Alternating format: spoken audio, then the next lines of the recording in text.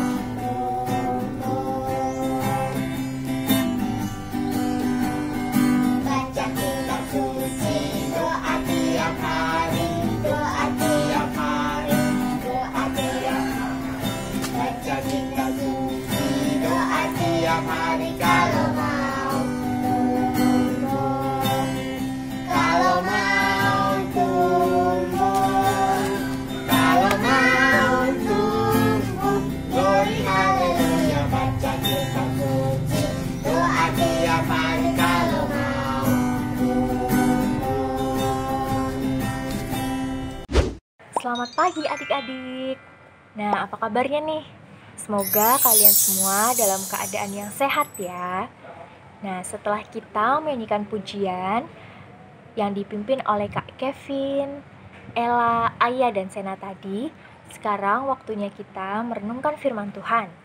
Sebelum kita merenungkan firman Tuhan, mari kita bersatu di dalam doa. Bapa yang baik, kami mengucap syukur ya Tuhan, Engkau telah mempersatukan kami dalam ibadah anak minggu hari ini. Sebentar kami mau mendengarkan firman-Mu. Bantu setiap kami untuk boleh fokus mendengarkan firman-Mu. Ya Bapa, ini kami anak-anak-Mu, berfirmanlah.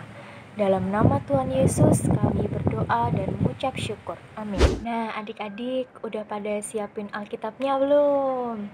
Yang belum, yuk disiapin. Kak Istia tunggu ya. Sudah?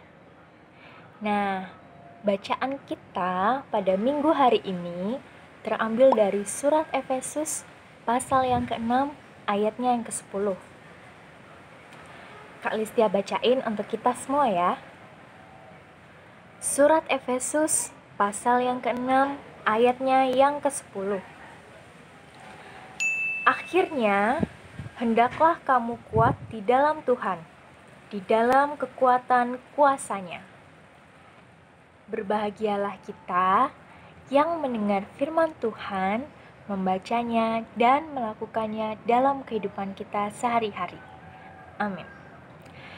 Sebelum Kak Listia cerita tentang tema kita pada hari ini, Kak Listia mau bagiin sedikit dongeng nih buat kalian. Yuk kita simak dongengnya. Pada suatu hari, hiduplah seekor induk tupai yang bernama Nana. Dan ia memiliki 2 ekor anaknya yang masih kecil-kecil.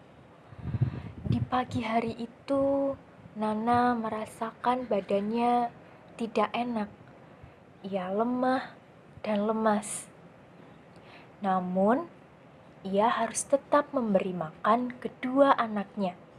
Maka dari itu, ia berusaha untuk berjalan keluar rumah guna mencari makan bagi kedua anaknya. Setelah dia mencari makan bagi kedua anaknya, ia kembali pulang ke rumah. Sesampainya di rumah, dia kebingungan. Kemana anak-anakku?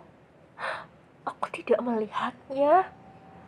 Ia pun mencari ke sana, kemari.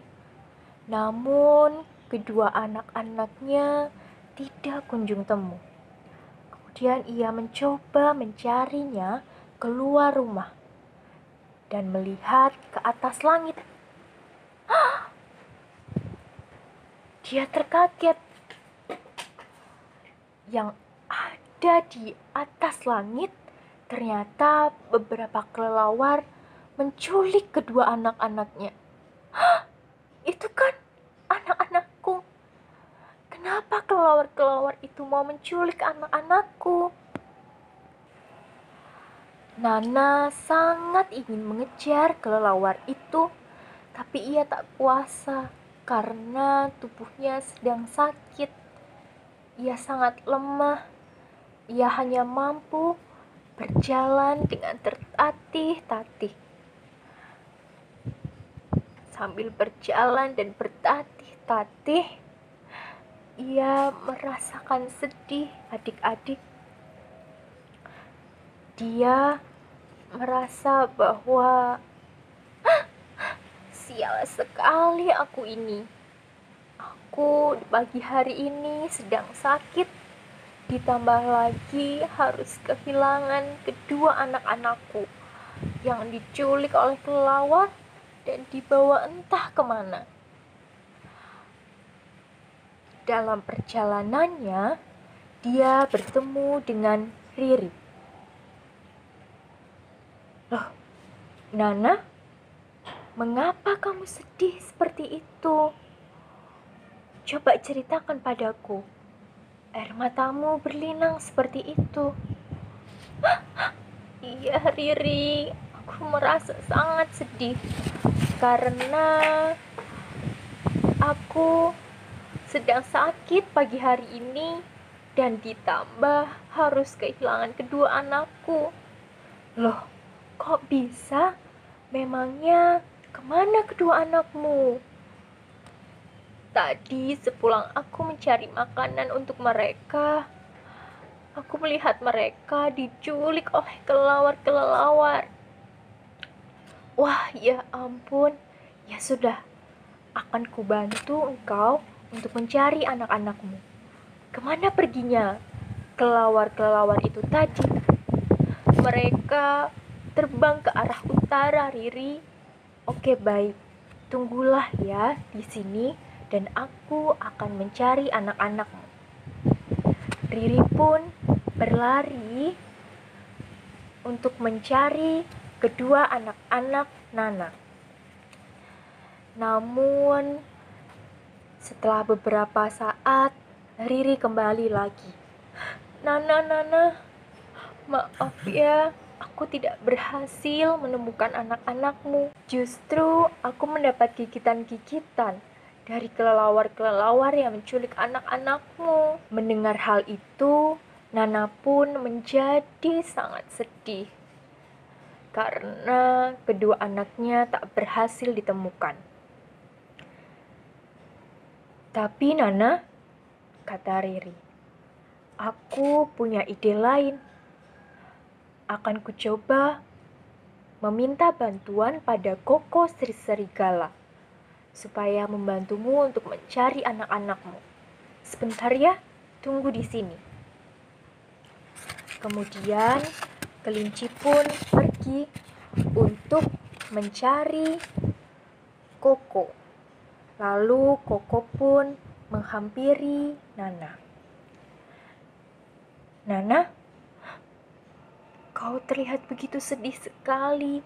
Aku dengar bahwa kau sedang sakit dan engkau kehilangan kedua anak-anakmu. Iya benar, Koko. Aku sedang sakit dan kehilangan kedua anak-anakku. Oke, kalau begitu akan kucari mereka. Tunggulah di sini ya, Nana. Oke, Koko. Lalu Koko pun berlari sekuat tenaga untuk mencari anak-anak Nana. Beberapa waktu kemudian, Koko kembali kepada Nana. Nana, maaf ya, aku pun juga tak menemukan kedua anakmu. Malahan kelelawar-kelelawar tadi menggigiti tubuhku. Lihat tubuhku saat ini. Maaf ya, Nana. Mendengar hal itu, Nana menjadi makin sedih. Ia semakin menyesali keadaannya pada saat itu. Sungguh sial sekali aku ini. Andai saja aku tadi tidak meninggalkan kedua anak-anakku. Ia pun malah tambah menangis dan menjadi-jadi.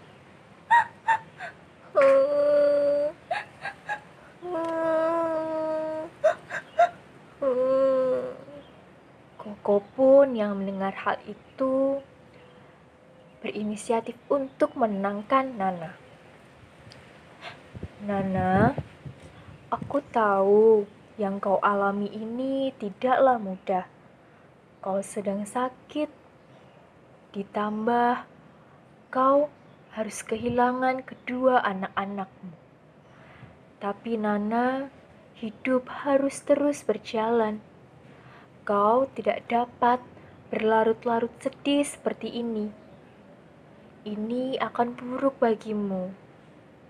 Ayo, tetaplah untuk semangat Nana. Aku dan Riri yang akan menemanimu. Mendengar hal itu, Nana pun berpikir-pikir. Iya juga, benar katamu, Koko. Aku memang harus tetap semangat, karena hidup akan terus berjalan.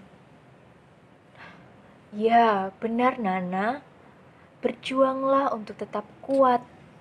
Kau tidak berjuang sendiri. Ada aku dan juga Riri yang akan menemanimu. Hari demi hari berlalu. Nana pun berangsur pulih dari sakitnya dan ia pun kembali semangat. Ia kembali semangat menjalani hari-harinya karena mendapat bantuan semangat dan kekuatan dari teman-temannya, yakni Koko dan juga Riri. Mereka kemudian hidup bahagia dalam menjalani hari-hari mereka. Nah, adik-adik, dongeng yang barusan kita dengerin itu berkaitan loh dengan tema kita pada minggu kali ini. Nah, ada yang tahu nggak apa tema kita pada minggu kali ini? Ayo, coba sebutin. Ya, benar. Tema kita pada minggu kali ini adalah kekuatan. Nah, dongeng tadi mengajarkan kekuatan dari mananya ya, Kak? Tadi kan Nana itu merasa sangat sedih karena selain tubuhnya sedang sakit, ia juga kehilangan kedua anaknya yang masih kecil. Namun, ia kembali semangat dan pulih karena bantuan dari teman-temannya, yakni Koko dan juga Riri. Nana telah berhasil berjuang untuk menjadi kuat kembali. Nah, begitu juga adik-adik dengan kita semua. Tuhan memberikan kekuatan pada kita juga bisa melalui orang-orang di sekitar kita. Bisa melalui keluarga, papa, mama, adik, dan kakak. Ataupun juga melalui sahabat, teman-teman, guru adik-adik, ataupun orang-orang yang lain di sekitar adik-adik. Nah, Rasul Paulus sendiri telah mengatakan pada kita di surat Efesus pasalnya yang ke-6 ayat yang ke-10 yang udah kita baca tadi. Rasul Paulus memerintahkan kita untuk tetap kuat. Nah, perintah ini bisa dijalankan kalau kita sendiri mau melakukan perintah tersebut adik-adik. Jadi, perintah ini mengandung kesediaan atau kemauan kita yang menjalankan perintah tersebut. Perintah ini ditujukan untuk siapa sih, Kak, sebenarnya? Nah, perintah ini ditujukan untuk setiap kita, pengikut Kristus. Kita diharapkan mampu memperjuangkan kekuatan dalam menghadapi segala keadaan. Sama seperti Nana tadi, yang walaupun sedang sedih, dia tetap berjuang untuk tetap menjadi semangat. Walaupun sedang sakit, dia juga tadi berjuang loh untuk tetap mencarikan makanan bagi kedua anaknya. Terus Kak, sebenarnya kekuatan ini itu dapatnya dari mana sih Kak? Kekuatan ini kita dapat di dalam Tuhan adik-adik. Jadi bukan berasal dari diri manusia sendiri. Nah, sehingga manusia mampu menjadi kuat bukan menyombongkan dirinya, melainkan karena merasakan ditopang oleh kekuatan Tuhan. Jadi Kak, kekuatan Tuhan itu maksudnya seperti apa sih? Jadi, kekuatan Tuhan itu maksudnya kekuatan kuasa Tuhan adik-adik. Berarti jelas bahwa sumber kekuatannya bukan murni dari manusia itu sendiri, melainkan dari Tuhan, Sang Pencipta sekaligus penguasa langit dan bumi. Sehingga tak ada kuasa lain yang mampu mengalahkan kuasa Tuhan. Tuhanlah yang menjadi sumber dan satu-satunya kekuatan bagi umat manusia dalam menghadapi situasi sesulit apapun. Karena manusia terbatas dan lemah, disinilah diperlukan pentingnya Tuhan yang tak terbatas dan kuat. Nah, adik-adik, Kak Listia mau kasih sedikit tebakan nih. Jadi, nanti kalau adik-adik tidak setuju sama apa yang Kak Listia bilang, adik-adik jawab no. Tapi kalau adik-adik setuju, adik-adik jawab yes. Nah, mudah kan? Yuk, kita mulai. Yang pertama, kalau adik-adik merasa bahwa nilai ulangan adik-adik bagus, itu karena adik-adik sendiri yang berjuang dan tanpa mengandalkan Tuhan, itu yes or no? Hayo, yang mana? Ya, no. 100 buat adik-adik yang jawab no. Jadi, kalau adik-adik nih misal ulangan terus dapat nilai 100, itu adik-adik beranggapan kalau itu karena usaha adik-adik sendiri, maka itu tergolong yang namanya sombong karena adik-adik tidak mengandalkan Tuhan, dan itu tidak baik adik-adik. Nah, yang kedua, kalau adik-adik merasa bahwa di masa pandemi ini kan gak bisa nih ketemu teman-teman, gak bisa ketemu sahabat adik-adik, terus adik-adik ngerasa gak bersemangat sekolahnya, malah adik-adik tambah ngerasa males, ada tugas gak dikerjain, besok ada ulangan gak belajar. Jadi itu perbuatan yang mengandalkan Tuhan, yes atau no ya?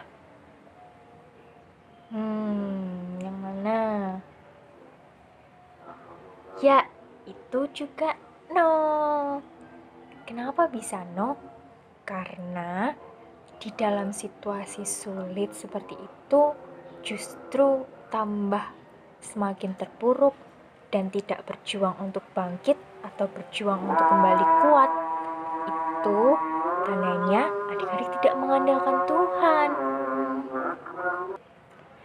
Nah, yang ketiga, misal adik-adik itu sekarang kan lagi sekolah online ya, lagi pembelajaran jarak jauh.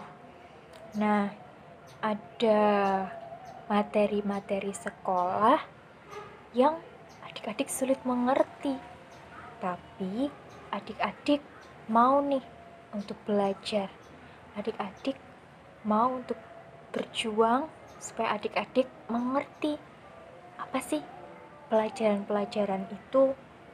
Ditambah adik-adik juga memohon pertolongan Tuhan supaya adik-adik dapat mengerti setiap materi pelajaran yang sulit-sulit itu. Lalu adik-adik juga berdiskusi mungkin dengan teman-teman secara online, atau berdiskusi dengan kakak atau saudara adik-adik, atau papa atau mama.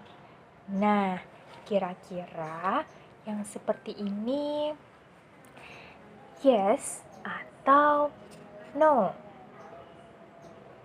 Yang mana ayo? Nah, yang seperti ini yes adik-adik. Kenapa yes?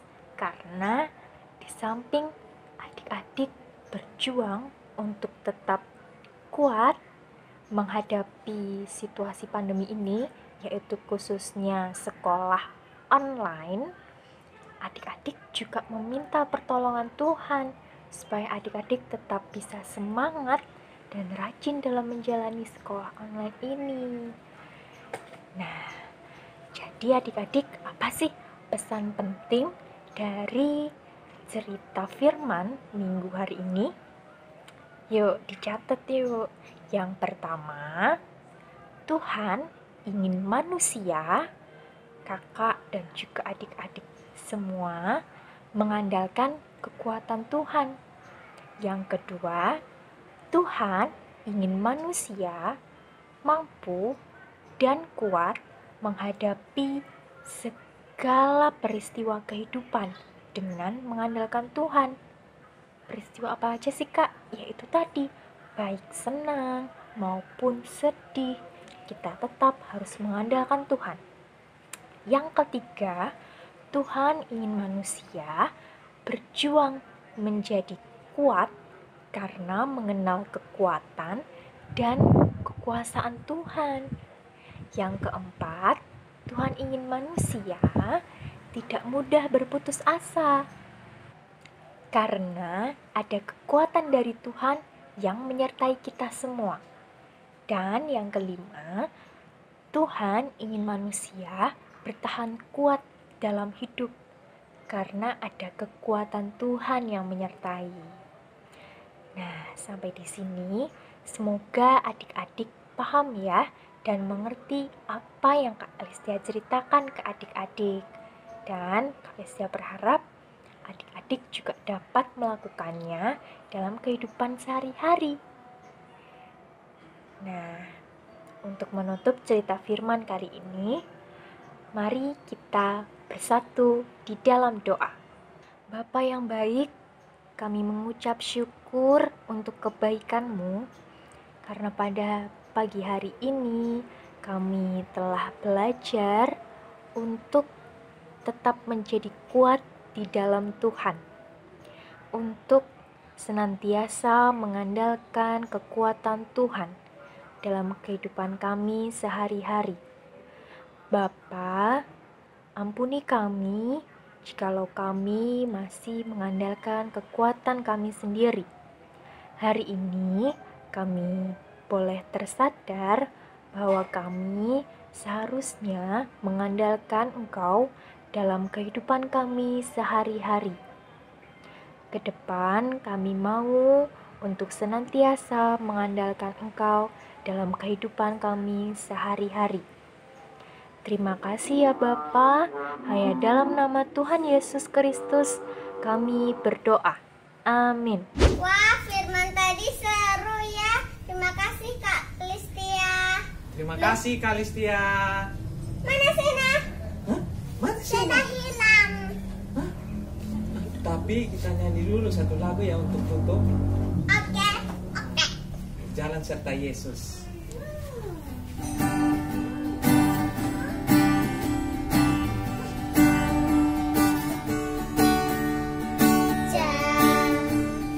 Jalan serta Yesus, jalan sertanya setiap hari. Jalan serta Yesus lamanya. Jalan dalam suka, jalan dalam duka, jalan sertanya setiap hari. Jalan serta Yesus lamanya. Jalan serta Yesus, jalan sertanya setiap hari. Jalan serta Yesus lamanya. Jalan dalam suka, jalan dalam duka, jalan sertanya setiap hari. Jalan serta Yesus lamanya. Terima kasih. Terima kasih, dadah. Dadah.